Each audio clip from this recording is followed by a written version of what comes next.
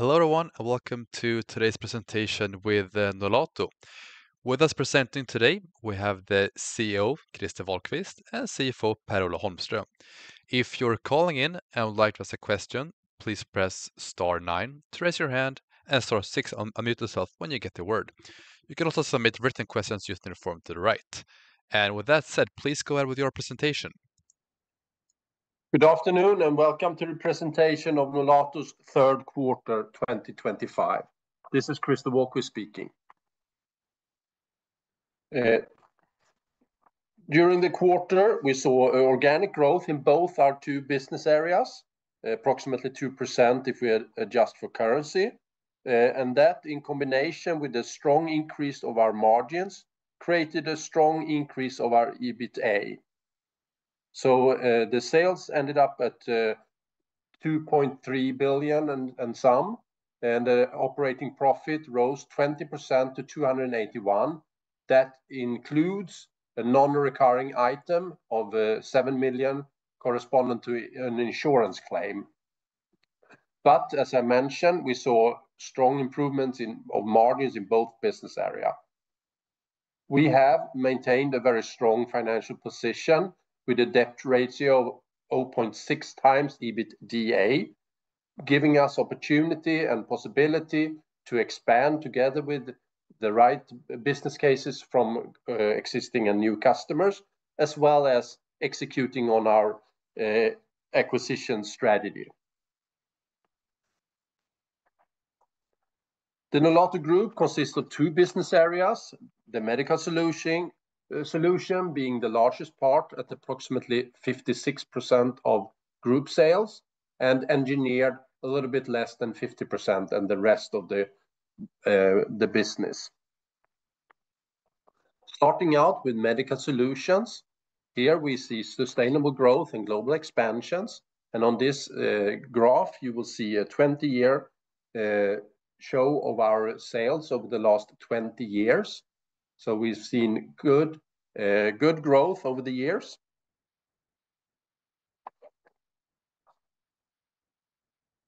We have a very spread business with 6 focus product areas, and there are also well-spread sales across global leading customers, creating a strong foundation for continuous growth and focus on these 6 product areas.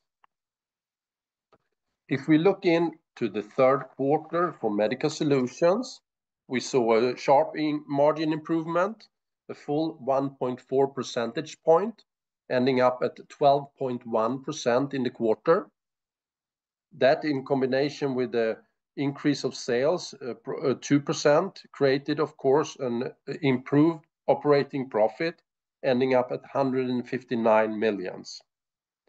We are expanding our business, so we have expansions ongoing in Hungary, Poland, and Malaysia, and all of these are according to plan. And in our Hungarian facilities, we have, during the quarter, started validation deliveries during the third quarter.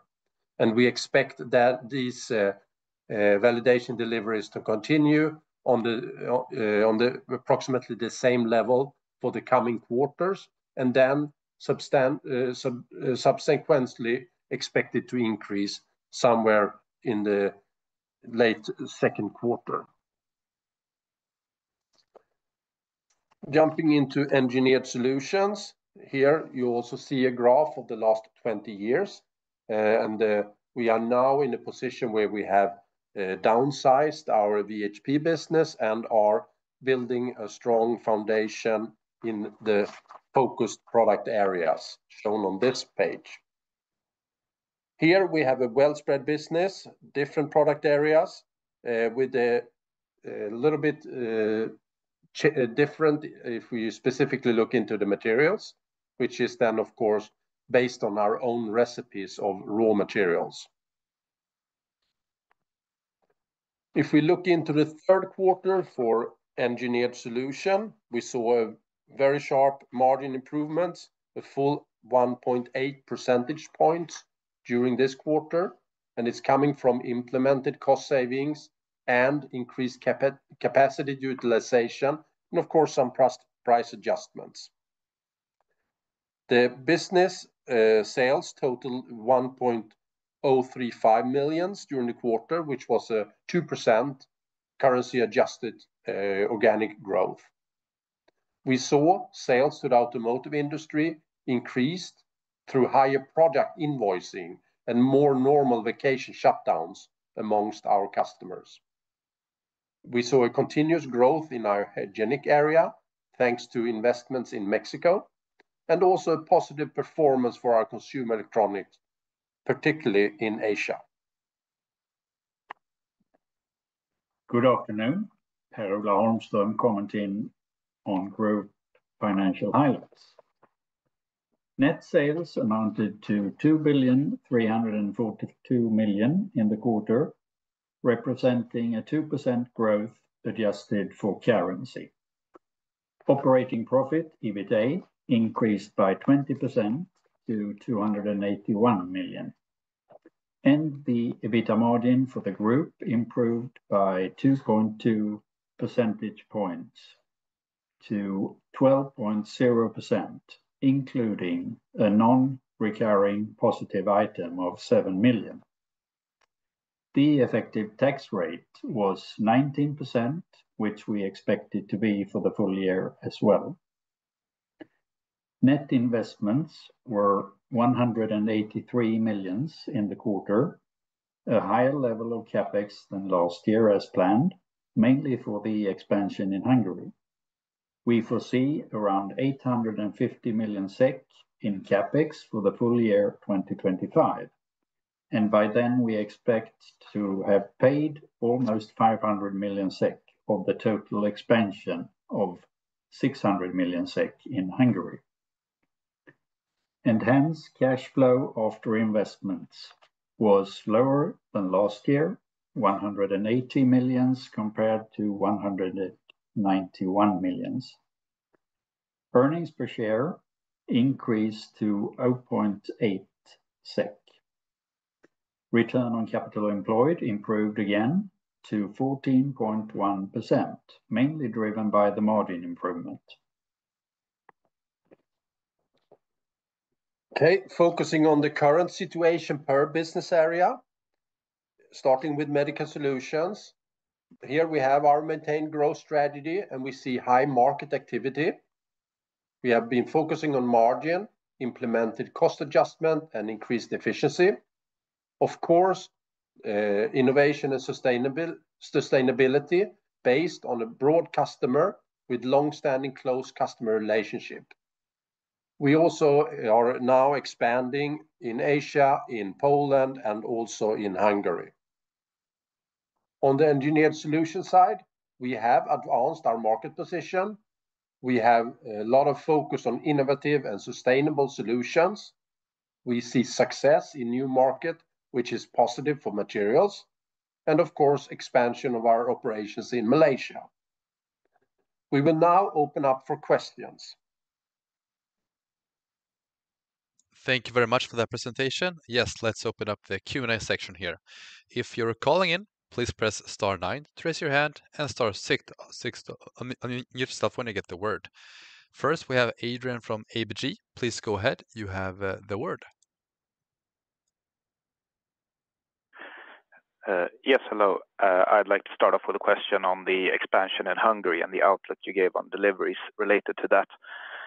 Are you able to say anything more specific on when you will go from these sort of validation delivery phase that you're in to a more, to commercial scale deliveries? Yes, these type of large programs always have a lot of validation and it's different steps of validation. So we foresee that we will have validation deliveries during this quarter, next quarter, and the first quarter in 2026. And then in somewhere in the second quarter, we will start deliveries to the outside market, to the patients. Okay, that's very helpful. Thanks. And a follow-up on that, do you see any risk related to this contract, given that the customer in question has had a bit weaker development than recently than I think most people had expected? I mean, could this have an impact on the full run rate volumes for your contract? We are happy with our discussions with our customer that we have not mentioned who it is, but we have good discussions and we anticipate this program to start serial deliveries in, as I mentioned, then somewhere in the second quarter of next year, and then gradually grow from there according to plan.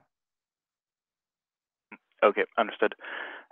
Then on engineered, specifically on the materials business, that declined slightly year on year. How much should we read into that? Is that just a normal quarterly volatility, or are you a bit more cautious on the outlook now compared to sort of last quarter, I guess?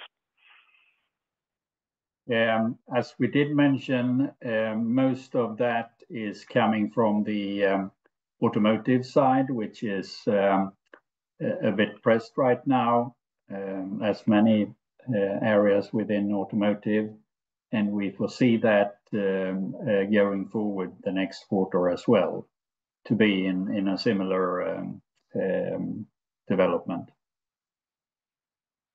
Okay, understood. And then when you mention the efforts on consumer electronics that are actually yielding results in Asia specifically, does that mean that this Chinese facility that has been on low utilization is back at satisfactory levels now, or are there more improvements here to make? We have more capacity, and our ambition is, of course, to gradually fill that with serial deliveries. But it's been improving, and we are gaining new projects and building up. But it's not fully utilized yet. Okay, understood. Just a final one from my end, a detail-oriented question regarding this insurance claim of 7 million. Maybe I should know this, but what is that related to? And are there any outstanding claims left that could be booked as income going forward? We had a flooding situation in one of the factories we have in US, and this is the financial outcome so far, and it could be that we have some additional money coming from that during the end of this year or the beginning of next year.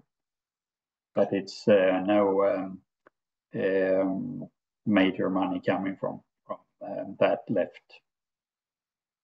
Okay, perfect, understood. In that case, that's all from me, so thank you. Thank you. Let's move on to Mikael Lassén from DNB Carnegie. Please go ahead, you have the word.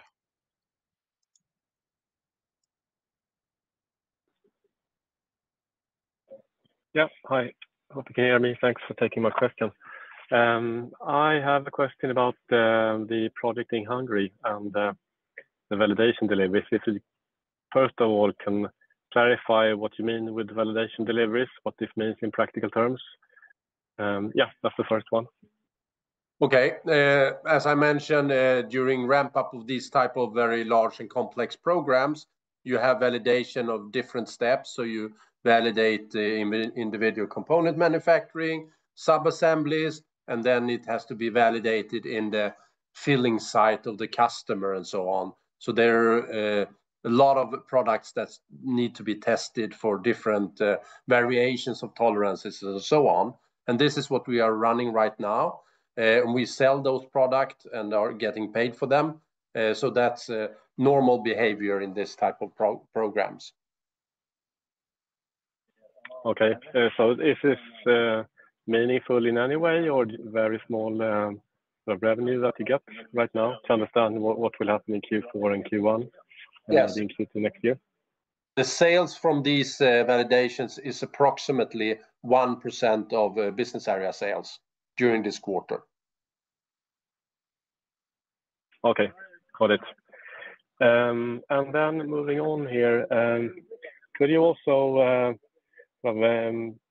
talk to us about the EBITDA margin development for the medical solutions segment? It has been relatively stable at around 12% plus 2-3 quarters now. So what will drive the margins higher, above 12% or well above 12%, which I guess you're targeting? If we look forward, we do see possibilities in increasing the margin towards the 13% we did have some years back. And one thing that should support that is, of course, the new program ramping up in Hungary. We have commented on that before. And of course, also moving into higher volumes for some of the expansions we're in right now, adding up the capacity utilization. Okay. And how is the US side progressing for the medical side? Sorry, the new... The medical segment, how are they doing in the US? They are part of the long-term improvement we have made when it comes to margins.